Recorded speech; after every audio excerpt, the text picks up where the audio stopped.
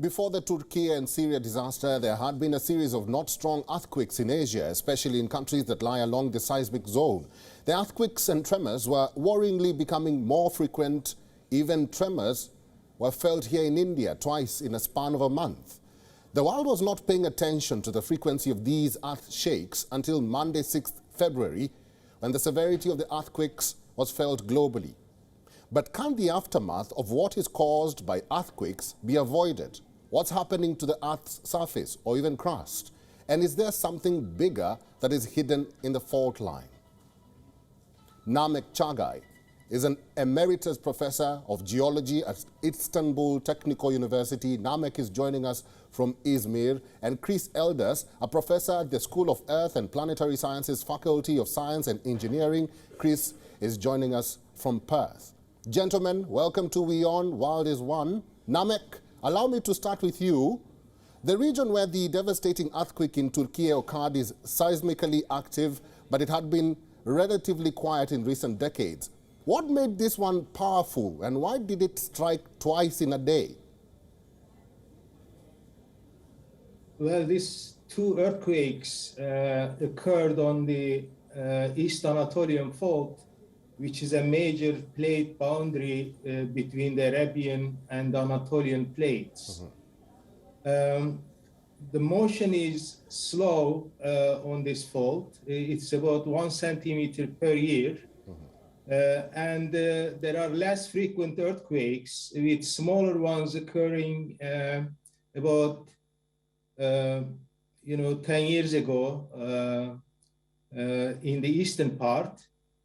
So the stress has been accumulating, and finally we had these ruptures on the western part of the fault, creating these two very large earthquakes, magnitude 7.8, 7.6 earthquakes, causing these devastating consequences in the area, affecting about 10 cities, provincial towns, over a length of about 400 kilometers.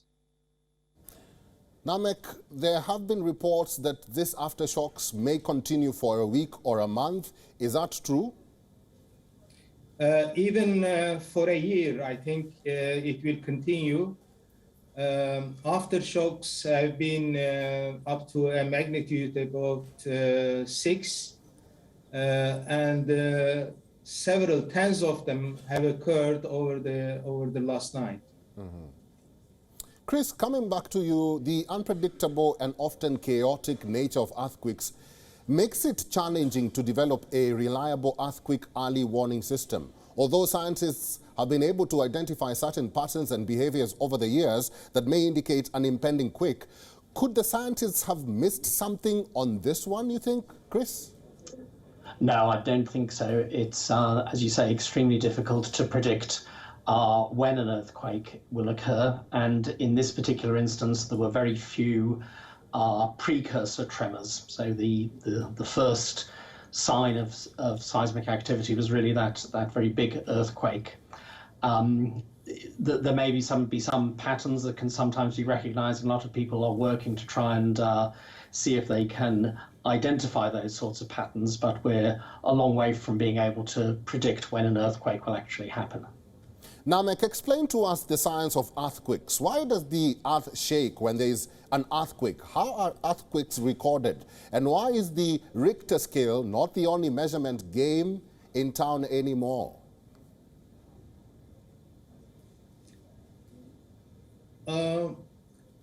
I'm not really a seismologist to answer these questions, but there is a difference of different scales to measure the magnitude, and for the older pre-instrument period, there are ways of calculating the earthquake intensity, and this intensity can be converted to the magnitude scales by using some equations.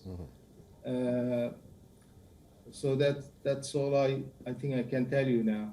Probably, Chris, you can come in here. How you can explain to us the science of earthquakes, how are they recorded, and probably what happened to the Richter scale? Probably there's a new recording system that we do not know about. Well, yes, it's not so much that there's a new recording system. So seismometers are used to record earthquakes. So they measure the amount of shaking that occurs in the ground, and the effects of an earthquake such as this will be felt all around the Earth. The energy from the earthquake travels all around the world, and it'll be picked up by seismometers in a number of different places. So rather than using the Richter scale, as your colleague was just saying, we refer to magnitude instead these days, and that measures the amount of energy that's released by an earthquake. Chris and Namik, let me bring a very interesting analogy here, and it all involves animals and sensing a disaster before it happens. Most would say animals are acting strange ahead of earthquakes, which it dates back to ancient Greece. I remember a month ago when the tremor happened in New Delhi, the birds were very chaotic and the dogs were barking even before the shaking began. Is there a connection here, and should we start paying attention to, what our animals do? Chris? Yes, well, that's an observation that people commonly make. I don't think there's any clearly established mechanism for why that should particularly happen, but it's certainly something that that is observable. Again, not necessarily a reliable prediction tool, but certainly a very interesting phenomenon that there's some sensitivity that maybe some animals pick up just before an earthquake is about to strike. Namik, what do you think?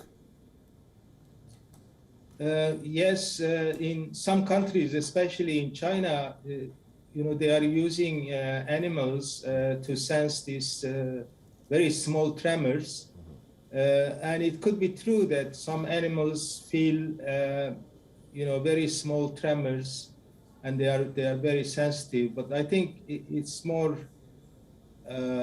reasonable to work with other precursors like gas radon emission and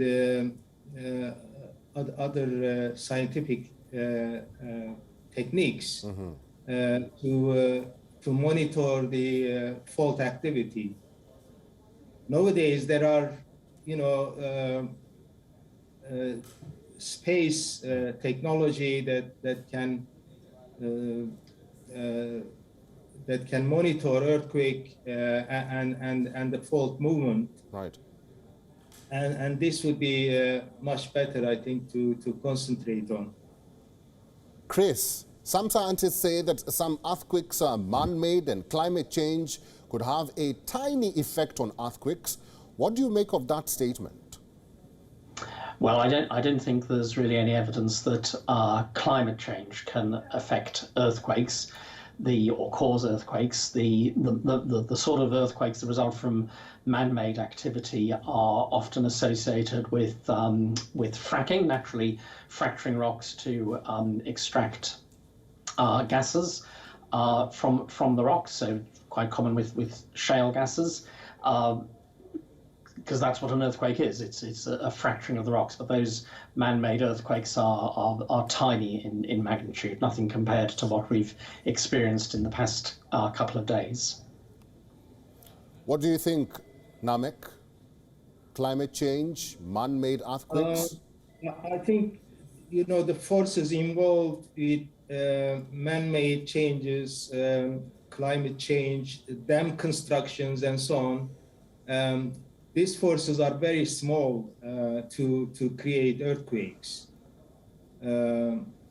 because the tectonic forces are much bigger and required to create ruptures in the crust and create earthquakes. So I don't think that climate change would be an important element. And talking about the Earth's crust, Chris, you have spoken about this earlier. I just want to understand, why is there a certain frequency in earthquakes and volcanoes in recent years? Yes, so I think it's important to think about this in terms of a geological timescale. So when we look at things in terms of our own human reference, we see maybe some things happening every 5 or 10 or 15 or 20 or every 100 years. So things seem a little bit intermittent. There's sometimes a little bit of a frequency or a cyclicity, but it's very hard to detect. But if we stand back and look at things on a geological timescale of over periods of millions of years, then if you look at it from that point of view, the sort of earthquake activity that we're seeing at the present day is something that's really happening very regularly, happening all the time, and you wouldn't notice any sort of particular pattern present within it. Finally, Chris and Namik, being aware of the necessary precautions and guaranteeing safety to citizens is the next step that should be taken world over.